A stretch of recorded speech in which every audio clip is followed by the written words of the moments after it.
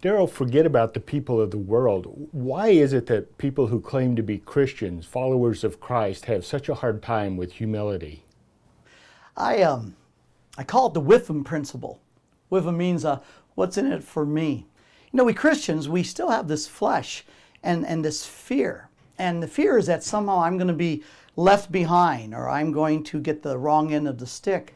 And so we struggle with an anchor of this whole thing of humility, because humility is not something you are, it's something you do. It's like I've said before, if I'm a runner, it's only because I run. If I'm a swimmer, it's because I swim.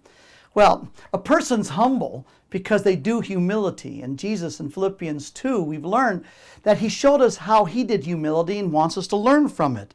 And remember, to do humility was all about, first of all, it's not all about me.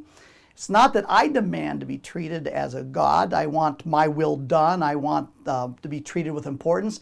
In the same way, Jesus Christ, when he came, remember, he gave up and left in heaven his glory, that is, to be treated as God and to have his will done. It was all about the will of the Father.